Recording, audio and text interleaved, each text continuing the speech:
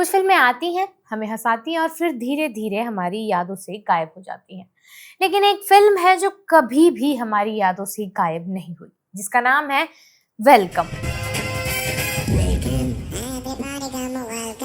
जब कोई कहता है कि वेलकम उसकी पसंदीदा बॉलीवुड कॉमेडी फिल्मों में से एक है, तो ये बात बिल्कुल भी बढ़ा चढ़ा कर कही हुई बात नहीं लगती। साल 2007 में रिलीज हुई अनीस बज़्मी की ये पागलपन से भरी कॉमेडी सिर्फ सिनेमा घरों तक सीमित नहीं रही। देखो ये जिंदा है और सड़क से उठाकर स्टार बना दूंगा जैसे डायलॉग के बीच कहीं वेलकम सिर्फ एक फिल्म रहना बंद हो गई। ये हमारी रोजमर्रा की भाषा का हिस्सा बन गई। एक ऐसी कॉमेडी जिसके डायलॉग लोग सिर्फ रिपीट नहीं करते बल्कि अपने अंदाज में बोलकर कूल बनते हैं। और अब जब वेलकम टू दी जंगल बड़े पर्दे पर आ गई है तो ओरिजिनल वेलकम को रीविजिट करना तो बनता है, क्योंकि ये फिल्म सिर्फ मजेदार नहीं थी, ये एक कंट्रोल्ड केओस था, एक ऐसा सिनेमाई हादसा जिसमें हर किरदार मानो किसी अलग फिल्म से भाग कर यहाँ आया हो। तो चलिए करते हैं शुरू इस राइड को। मैं हूं अन्नू और आप देख रहे हैं युवा पर मास्टर शॉट। फिल्म के बारे में सोचते ही एक डायलॉग है जो तुरंत दिमाग में आता है मेरे। कौन सा? कंट्रोल उदय, कंट्रोल कंट्रोल कंट्रोल उदय। ये डायलॉग अब एंगर मैनेजमेंट का नेशनल मंत्र बन चुका है। भगवान का दिया हुआ सब कुछ है। देखिए, भगवान का दिया हुआ सब कुछ है, दौलत है, शोहरत है, इज्जत है। अब किसी आदमी की प्रॉपर्टी नहीं लगती बल्कि हर मिडिल क्लास कॉन्फिडेंस का बैकग्राउंड म्यूजिक लगता है। और मिरेकल मिरेकल सुनते ही आज भी दिमाग में वही मैडनेस, वही कंफ्यूजन, वही कलरफुल बॉलीवुड केओस चलने लगता है। Miracle miracle miracle miracle. आज के समय में जहां हर फिल्म रिलीज होने के बाद 2 दिन ट्रेंड करती है, तीसरे दिन डिबेट बनती है और चौथे दिन ऑडियंस उसे भूल जाती है, वहां वेलकम लगभग 20 साल बाद भी इंटरनेट पर मीम्स में, वीडियोस में घूम रही है। क्योंकि वेलकम सिर्फ एक कॉमेडी फिल्म नहीं थी, वेलकम बॉलीवुड कॉमेडी का हैप्पीएस्ट एक्सीडेंट था। एक ऐसा एक्सीडेंट जिससे हर कैरेक्टर ऐसा लगता था जैसे अलग अलग जॉनरा की फिल्म से भागकर एक ही सेट पर आ गया हो। अक्षय कुमार रोमांटिक कंफ्यूजन वाली फिल्म से आए थे, नाना पाटेकर गैंगस्टर यूनिवर्स से आए थे, ये हैं उदय शेट्टी, अनिल कपूर आर्ट गैलरी से और अंडरवर्ल्ड के बीच कहीं से आए थे। अरे बाप रे, ये तो मजनू भाई है। कौन मजनू भाई? Paresh Rawal middle class panic department से आए होंगे। चल रहा है, टकाटक चल रहा है और नोटों की तो बारिश हो रही है, बारिश। कटरीना कैफ ग्लैमर पोस्टर से आई होंगी। फिरोज खान डॉन लेगेसी लेकर आए होंगे।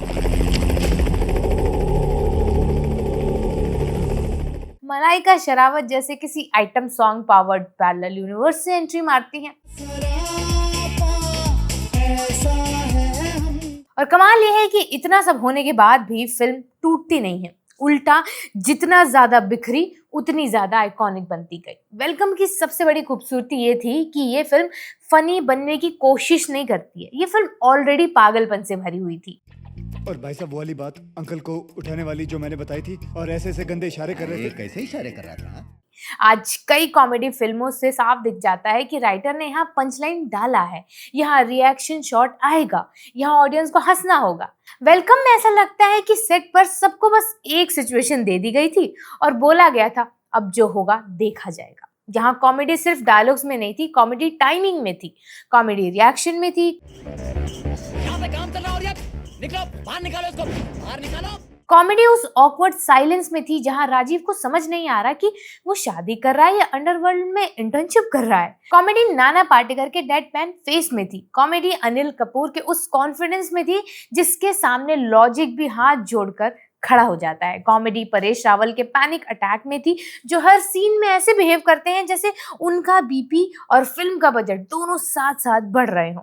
तू लाया और तेरी वजह से मेरा एक बढ़ भी गया, तू लाया। अक्षय कुमार का राजीव इस केओस का परफेक्ट एंट्री पॉइंट था। वो हीरो नहीं था, ऑडियंस रिप्रेजेंटेटिव था, एक सिंपल सीधा साधा आदमी जिसे प्यार चाहिए था। अक्षय की कॉमेडी यहाँ लाउड नहीं लगती है, रिएक्टिव लगती है। उनके फेस पर हर सीन में एक ही सवाल लिखा रहता है, मैंने गलत क्या कर दिया? I don't know what to do. मेरी किस्मत ही खराब है, मेरी किस्मत ही खराब है। फिर आते हैं नाना पाटेकर एज उदय शेट्टी। बॉलीवुड ने गैंगस्टर्स को बहुत तरीके से दिखाया है, डेंजरस, स्टाइलिश, इमोशनल, क्रूएल। लेकिन उदय शेट्टी एक अलग किरदार था। वो गैंगस्टर था लेकिन फैमिली मैन भी था, डॉन था लेकिन बहन की शादी के लिए डेस्परेट भाई भी था। कंट्रोल उदय कंट्रोल इसीलिए फनी नहीं है क्योंकि लाइन फनी लिखी गई है, वो इसीलिए फनी है क्योंकि उदय सच में कंट्रोल लूज करने वाला इंसान लगता था। उसका गुस्सा भी रियल है, उसका प्यार भी रियल है, उसकी बेबसी भी रियल है। वो आदमी क्राइम वर्ल्ड से निकलकर शादी.com पर आना चाहता है, लेकिन उसकी पर्सनालिटी ही रेड फ्लैग बैनर लेकर चलती है। और फिर वेलकम को इमॉर्टल बनाने वाले इंसान मजनू भाई। लगता है इंडिया वाली पार्टी भी भाग गई। मजनू भाई कोई कैरेक्टर नहीं है, एक इमोशन है। एक गैंगस्टर जिसके अंदर आर्टिस्ट फंसा हुआ है, एक आदमी जो अंडरवर्ल्ड में है लेकिन आत्मा से वो एग्जीबिशन लगाने वाला इंसान है। अनिल कपूर ने मजनू भाई को जिस कॉन्फिडेंस से प्ले किया स्क्रीन पर, वो ऑलमोस्ट डेंजरस लेवल का आइकॉनिक मोमेंट बन गया। वो आदमी अपनी पेंटिंग को मास्टरपीस मानता है खुद में ही, चाहे पूरी दुनिया कंफ्यूज हो जाए कि उसमें घोड़ा है, गधा है या आर्ट का इमरजेंसी एग्जिट है। मजनू भाई की पेंटिंग सिर्फ एक प्रॉप नहीं थी, वो पूरी फिल्म का फिलॉसफी स्टेटमेंट थी। वेलकम भी वैसी ही पेंटिंग है। दूर से देखोगे तो बेतुकी लगेगी यानी अपसर्ड, पास से देखोगे तो और अपसर्ड, लेकिन जितना देखते जाओ उतना एडिक्टिव लगती है। मजनू भाई still very much an artist.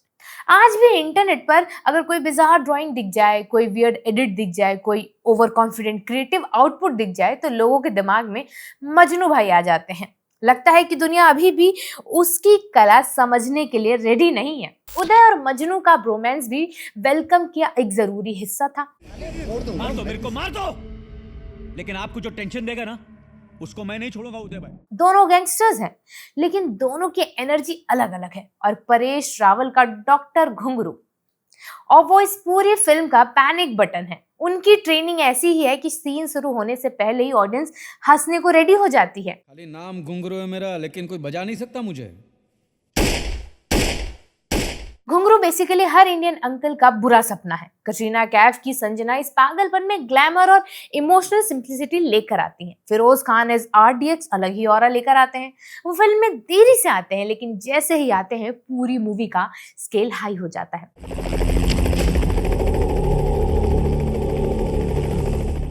उनके प्रेजेंस से लगता है कि अब ये कॉमेडी सिर्फ घर घर की मिसअंडरस्टैंडिंग नहीं रही, अब ये फुल बॉलीवुड डॉन ओपेरा बन चुकी है। और मलाइका शेरावत की एंट्री वो वेलकम की ओवर द टॉप ग्रामर का परफेक्ट एग्जांपल है। अरे बहन जी गुदगुदी हो रही है, गुदगुदी। फिल्म को सैटेलिटी से वैसे भी कोई लेना देना नहीं था। मलाइका आती है और फिल्म कहती है हाँ भाई अब ग्लैमर का वॉल्यूम भी फुल कर दो। वेलकम का जीनियस इसके क्योज में था। हर सीन में कुछ ना कुछ हो रहा है, कोई किसी से छुप नहीं रहा है, कोई किसी को इम्प्रेस नहीं कर रहा है, कोई किसी को धमका रहा है, कोई किसी को समझा रहा है, कोई पेंटिंग बेच रहा है, कोई कंट्रोल मांग रहा है और कोई मिरेकल डिक्लेयर कर रहा है। और ऑडियंस बीच में बैठकर बस सरेंडर कर देती है कि जो हो रहा है होने दो। अब भागो बल्लू, बल्लू, तू ये लकड़ियां लेके क्यों भाग रहा है? ये कॉमेडी पंचलाइन पर डिपेंडेंट नहीं थी, ये सिचुएशन कॉमेडी थी, मिसअंडरस्टैंडिंग कॉमेडी थी। राजीव भाई आप ही बताओ ना। अरे मैं क्या बताऊं, मैं क्या बताऊं। रिएक्शन कॉमेडी थी, म्यूजिकल कॉमेडी थी, बॉडी लैंग्वेज कॉमेडी थी और सबसे खास बात ये एनसेम्बल कॉमेडी थी। यहाँ कोई एक स्टार पूरी फिल्म नहीं खा रहा था, पूरी स्क्रीन नहीं ले रहा था। हर एक्टर अपने हिस्से की मैडनेस लेकर आता था और फिर दूसरे एक्टर को पास कर देता था कि लो भाई अब बारी तुम्हारी, जैसे कॉमेडी रिले रेस पर चल रही हो। आज की बॉलीवुड कॉमेडी से यही चीज मिसिंग लगती है। आज कई फिल्म फनी बनने के लिए मीम्स क्रिएट करने की कोशिश करती हैं। डायलॉग्स ऐसे लिखे जाते हैं जैसे रिलीज के बाद रियल ऑडियो बनना ही मेन गोल हो।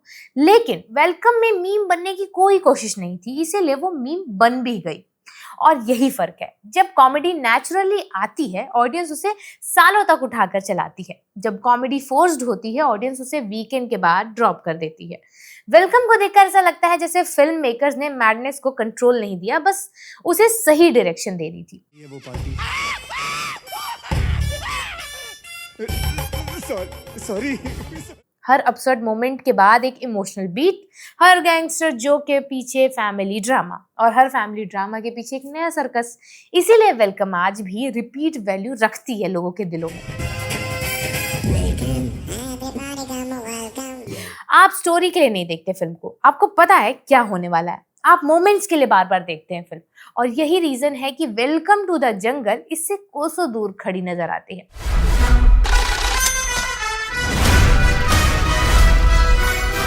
वेलकम टू द जंगल के पास फ्रेंचाइजी नॉस्टैल्जिया जरूर है, बड़ा एंसेंबल है, ऑडियंस की क्यूरियोसिटी है, लेकिन वेलकम वाली प्रॉब्लम यह है कि वो सिर्फ फिल्म नहीं रह गई, अब मेमोरी बन चुकी है वो। कमेंट सेक्शन में मुझे बताइएगा कि आपने कितनी बार ये फिल्म देखी है टीवी पर, और वेलकम टू द जंगल पर आपकी क्या राय है अगर आपने फिल्म देख ली है तो। और ऐसी ही खबरों के लिए देखते रहिए युवा पर मास्टर शॉट।